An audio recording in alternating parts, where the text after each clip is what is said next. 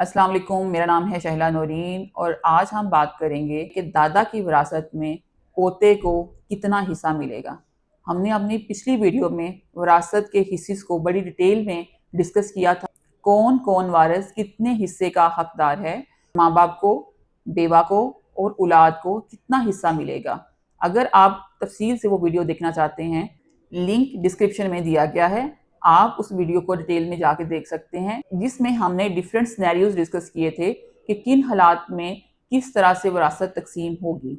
आज हम बात करेंगे कि दादा नाना की विरासत में अगर वालिद या वालदा की पहले वफात हो जाए तो उस सूरत में पोते को या नवासे को क्या विरासत में हिस्सा मिलेगा। अगर हम शरई लिहाज से बात करें तो शरीयत के मुताबिक दादा या नाना की विरासत ओपन होने से पहले वालिद या वालदा की डेथ हो जाए तो उस सूरत में नवासे या पोते को हिस्सा नहीं मिलेगा।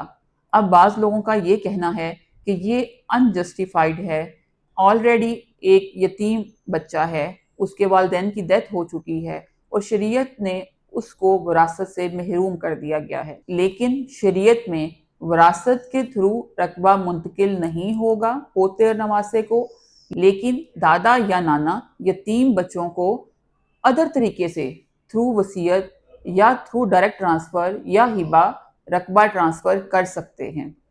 अगर हम बात करें पाकिस्तानी लॉ की, पाकिस्तानी लॉ शरीयत से थोड़ा सा मुख्तलिफ है।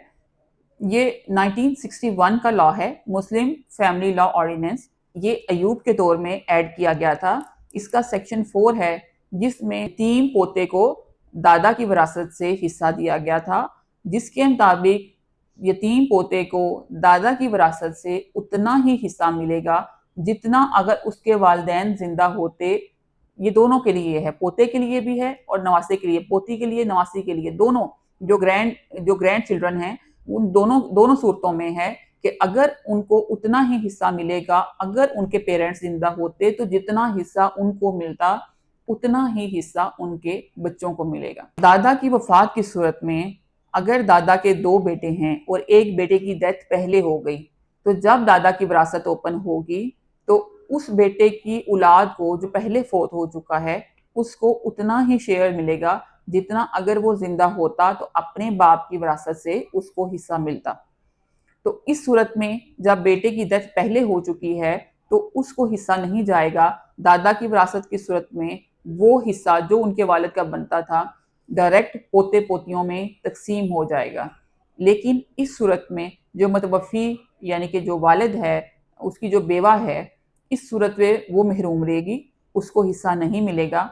लेकिन जो वालिद के जो बच्चे हैं, बेटा है या बेटी है, उनको अपने बाप का सारा शेयर मिल जाएगा।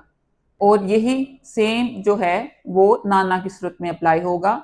अगर नाना की विरासत हो रही है और वालदा की पहले डेथ हो चुकी है तो उस बेटी के बच्चों को जो उसका हिस्सा वालदा का ज़िंदगी में बनता था नाना की विरासत से, वो हिस्सा डायरेक्टली उन नवासे और नवासी को ट्रांसफ़र हो जाएगा, लेकिन उसके शोहर को हिस्सा नहीं जाएगा। वो सारा हिस्सा उसके बच्चों में ट्रांसफ़र हो जाएगा, उसी रेशो से 2 और 1 की, बेटे के लिए 2 हिस्से और बेटी के लिए 1 हिस्सा।